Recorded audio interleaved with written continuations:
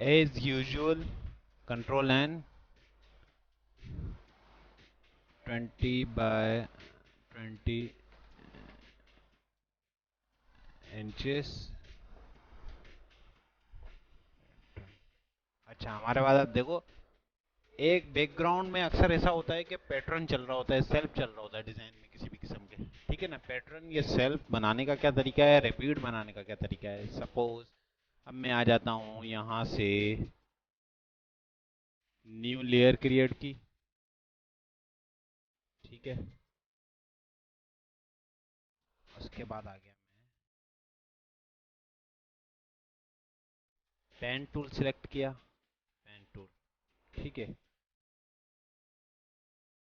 Click किया, pen tool से shift दबा के जब मैं क्लिक करूंगा ना, तो ये ऑटोमेटिक 45 डिग्री पे जो है पेन टूल की जो है स्ट्रेट लाइन जो है वो पाथ बना रहा है पेन टूल से। ठीक है, अगर मैं इसको 45 डिग्री पे कर रहा हूँ तो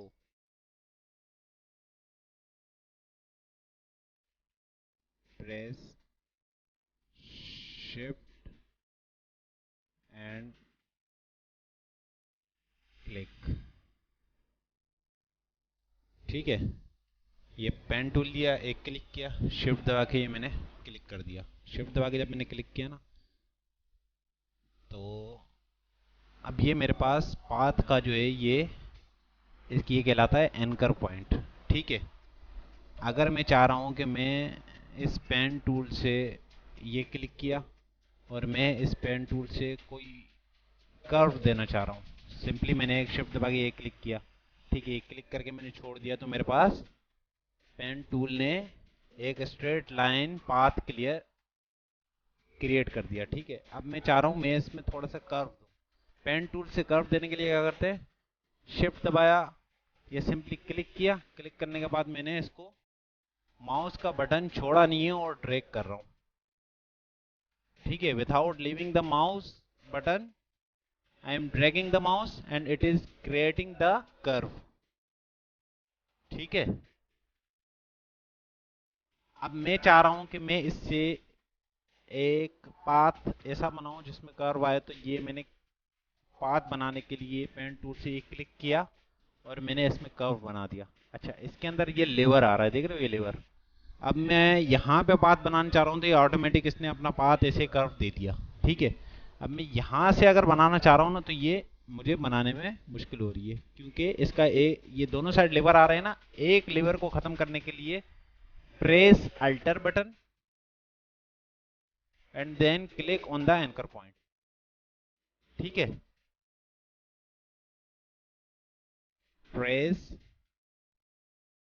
alter then click click on anchor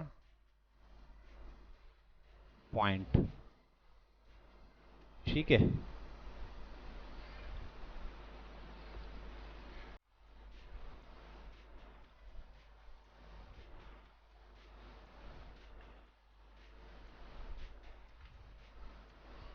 ये एंकर पॉइंट कहलाता है।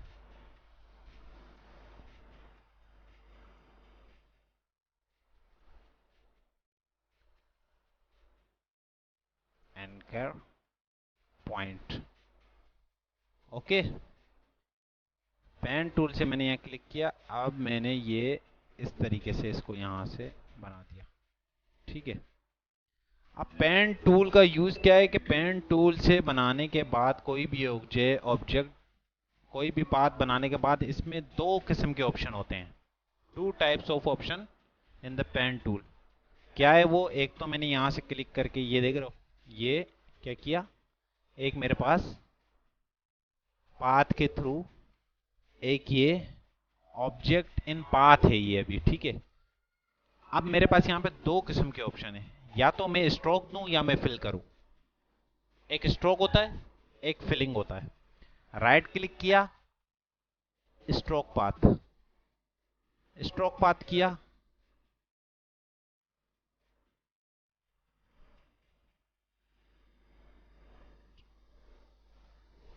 पेन टूल लिया, right click, stroke, right click, stroke path. क्या खुल गया ये स्ट्रोक पाथ करते ही? Pen tool, right click, stroke path. Stroke path में ये मेरे पास दे रहा है कि जो इसके अंदर स्ट्रोक आना चाहिए वो पेंसिल से आना चाहिए, ब्रश से आना चाहिए। ठीक है, ये टूल्स दिखा रहा है कि जो स्ट्रोक इसके अंदर फिल हो वो किस टूल का हो। अब हमारे पास यूजुअली ये होता है अमूमन तौर पे जो है ब्रश या पेंसिल। ठीक है, मैं ब्रश सिलेक्ट करूंगा तो यहां से ब्रश की मुझे सेटिंग पहले ही करनी पड़ेगी। अब मैं यहां से कर रहा हूं पेंसिल, ओके किया तो ये मेरे पास स्ट्रोक क्रिएट हो गया। ठीक है, पाथ के अंदर स्ट्रोक क्रिएट हो गया। अगर मैं चाह रहा हूं कि मेरा स्ट्रोक का साइज जो है ना, स्ट्रोक का साइज जो है वो अभी मैंने जो रखा हुआ है वो रखा हुआ है 40 पीटी। ठीक है, यहां से इसका साइज शो करता है। ठीक है, पेंसिल का जो स्ट्रोक है वो 40 आ रहा है, मैं चाह रहा हूं इसको मैं कम करूं। कम करने के लिए मैं इसको यहां से कर देता हूं 10। ठीक है, जब मैंने यहां पे 10 इसकी सेटिंग रखी है ना, जब मैंने यहां पे इसकी 10 सेटिंग रखी है, एंटर किया तो ये 10 हो गई मेरी। जब 10 सेटिंग यहां पे रखी है तो अब मैं पेन टूल के अंदर आया, वही पाथ मेरे पास बना हुआ है, राइट क्लिक किया, स्ट्रोक पाथ किया, पेंसिल से ही क्रिएट कर रहा हूं, ओके किया तो ये 10 पीटी में आया। देख रहे हो, पहले मोटा था अब बारीक हो गया, क्योंकि मैंने इसकी पेंसिल की सेटिंग यहां से ही, यहीं से पेंसिल की सेटिंग रखी हुई है। ठीक है, मैं अब जो है इस, ये तो हो गया हमारा। अब मैं यहां से ब्रश की सेटिंग कर देता हूं। ब्रश मेरे पास 7 आ रहा है ना। अच्छा, ब्रश क्या है, ब्रश में थोड़ी सी ब्लरनेस होती है ना, ये ब्रश का है ब्लरनेस। अब मैं यहां पे कर देता हूं 50। ठीक है, 50 ब्रश का साइज लिया, ये देखो 50 शो कर रहा है, ये रहा, ये 50 शो कर रहा है मुझे। तो ये 50 आ रहा है, 50 यहां पे कर दिया मैंने। ब्रश से पेन टूल लिया, राइट क्लिक किया, स्ट्रोक पाथ किया, यहां से मैंने ब्रश किया, ब्रश करने के बाद ओके किया। देख रहे हो ब्लर है, ब्लर इसलिए क्योंकि ब्रश की सेटिंग ऐसी थी। ठीक है, अब मैं आ जाता हूं इसमें, right click, make selection, make selection, make selection पे मैं क्लिक कराता हूं। एंटी अलाइज हमेशा इसका ऑफ रखना। ठीक है, एंटी अलाइज इसका ऑफ रखना। ऑन होगा तो वो जो इसके एंटी अलाइज से ऑप्शंस इसके जो है ना, अगर ये ऑन होता है तो इसके एंटी अलाइज के ऑप्शन, एंटी अलाइज फिलिंग की मैंने, ये देख रहे हो इसके पिक्सल्स जो हैं, इसके पिक्सल्स जो हैं वो आउट हैं, सॉलिड नहीं आ रहे। ये हमें परेशानी होती है कब, जब हम प्रिंटिंग के लिए कोई ऑब्जेक्ट तैयार कर रहे होते हैं, कोई तैयार कर रहे होते हैं, तो ये हमारे को बहुत मसला करता है। ठीक है, ये प्रिंटिंग में बहुत इशू होती है। अब टेक्सटाइल कैट डिजाइनिंग के हवाले से ले लो, टेक्सटाइल के हवाले से ले लो, स्क्रीन प्रिंटिंग के हवाले से ले लो, अपनी जो है प्रमोशनल प्रिंटिंग के हवाले से, बैनर्स के हवाले से, तो ये हर एक प्रिंटिंग में हमें मसला करता है जब इसका एंटी अलाइज ऑन होता है। कुछ डिजाइन ऐसे होते हैं जिनमें ऑन रखना पड़ता है, वो मैं मजीद आगे चल के आपको बताऊंगा कि किस किस्म के डिजाइन में ये ऑन रखना होता है। हमें क्या करना है, सिंपली हमें right click, make selection, make selection करने के बाद एंटी अलाइज इसका एक मरतबा ऑफ कर दोगे तो वो कंटिन्यूस ही ऑफ रहेगा। ठीक है, इसको मैंने कर दिया ओके। यहां से मैंने ली न्यू लेयर। ठीक है, ये मैंने यहां से न्यू लेयर क्रिएट की, न्यू लेयर क्रिएट हो गई। अल्टर बैक स्पेस, मेरे पास क्या बन गया, एक ऑब्जेक्ट। एंटी अलाइज इसमें मैंने चेक हटाया हुआ था, सॉलिड आ रहा है, पहले ब्लर था। ठीक है, इसका मकसद, ये मेरे पास एक ऑब्जेक्ट बन गया। ठीक है, इस ऑब्जेक्ट की पता है कॉपी लेने के लिए, कॉपी दिस ऑब्जेक्ट।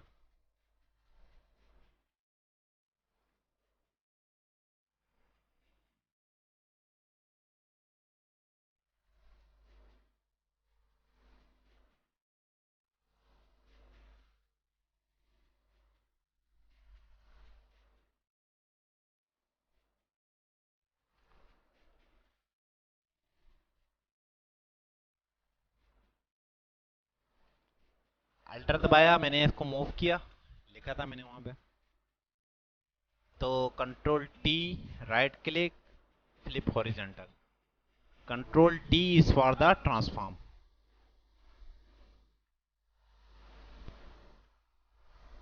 ठीक है, कंट्रोल टी, इसको मैंने ट्रांसफॉर्म करने के लिए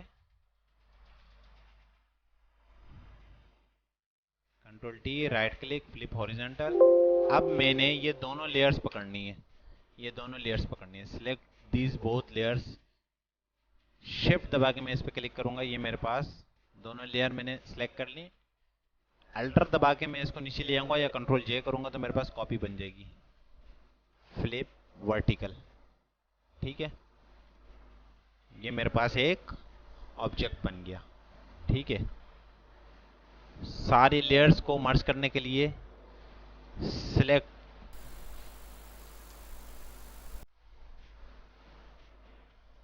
select all the layers,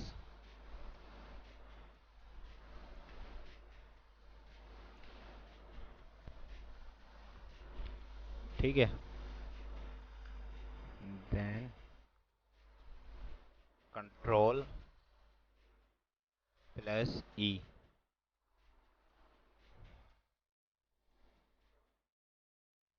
control ई, ये ऑब्जेक्ट बन गया मेरे पास। कंट्रोल टी करूंगा ट्रांसफॉर्म करने के लिए, इसको मैं छोटा कर दूंगा, ये मेरे पास एक ऑब्जेक्ट बन गया। अब मुझे क्या करना है, इसका पैटर्न बनाना है। ठीक है, अब इसका मुझे पैटर्न बनाना है।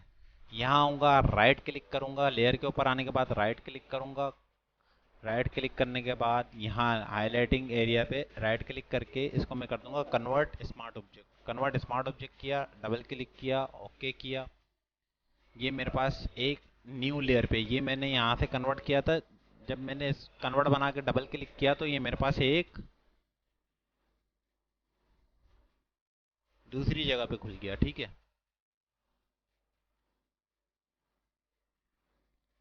अब मैं क्या करूँगा, एडिट में आऊँगा, एडिट में आने के बाद मैं इसको कर दूंगा डिफाइन पैटर्न। डिफाइन पैटर्न किया, ओके किया, इस लेयर पे आया, इस वाली लेयर की आई ऑफ कर दी मैंने जो ऑब्जेक्ट बनाया था। यहाँ से मैं फिल्टर्स में आया, फिल्टर्स में आने के बाद ये मैंने पैटर्न किया, जो मैंने पैटर्न बनाया था वो यहाँ पे बन गया। क्या है ये मेरा पैटर्न बन गया, जो अक्सर सेल्फ पे चल रहे होते हैं। ये पैटर्न बनाने का तरीका है जो हमने पैटर्न अगर बनाना चाह रहे हैं तो वो इस तरीके से बनेगा। यहाँ से न्यू लेयर ली, न्यू लेयर क्रिएट की, alter backspace, colour fill किया। अब ये वाला मेरे पास ऑब्जेक्ट है, राइट क्लिक किया, कन्वर्ट स्मार्ट ऑब्जेक्ट किया, डबल क्लिक किया, ओके किया, ये यहाँ पे खुल गया। एडिट में आया, डिफाइन पैटर्न कराया, ओके किया, वापस अपने प्रीवियस पेज पे आ गया, इसकी लेयर ऑफ की, यहाँ से मैंने ये पैटर्न फिल करा दिया। इसी तरीके से एक और इसी सर्कल में बना लेते हैं। एक ये सर्कल मेरे पास है, इसमें मुझे गैपिंग चाहिए, ये वाला सर्कल है,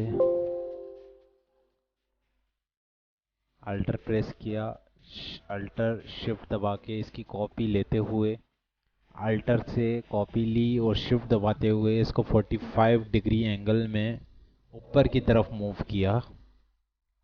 कंट्रोल ई किया, कन्वर्ट स्मार्ट ऑब्जेक्ट किया, डबल क्लिक किया, ओके किया, एडिट, डिफाइन पैटर्न, ओके, वापस अपने प्रीवियस पेज में आया, इसकी आई ऑफ की, ये पैटर्न सिलेक्ट किया, इस तरीके का पैटर्न मेरे पास बन गया।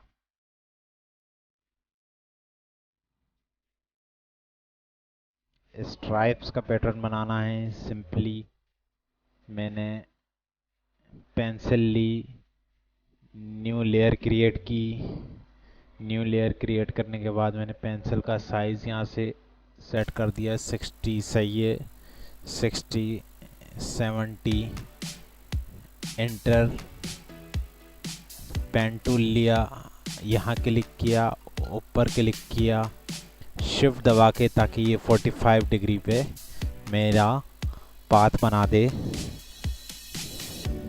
राइट क्लिक किया, स्ट्रोक पाथ किया, ओके किया, ये मेरे पास एक आउटलाइन बन गई। इस आउटलाइन को यहाँ से मैं रेक्टेंगुलर टूल लूँगा, इसको मैं यहाँ से डिलीट मारता हूँ, यहाँ से डिलीट मारता हूँ, कॉपी ली, control T for the transform, control T किया, फ्लिप हॉरिजेंटल किया, इसको मैंने यहाँ इसके साथ ज्वाइन कर दिया, इन दोनों लेयर्स को सिलेक्ट किया, control E for the merge, control E for the merge, right click, convert smart object, double click on it, then I am here on this page, edit, define pattern, okay, अपने first page पे आया, इसकी आई of की, filters में आया, filters में आने के बाद पैटर्न पे अप्लाई किया, ओके किया, ये मेरे पास इस तरीके की स्ट्राइप्स बन गई। अब देख सकते हैं आप, एक ये मैंने पैटर्न बनाया, एक ये पैटर्न और एक ये पैटर्न।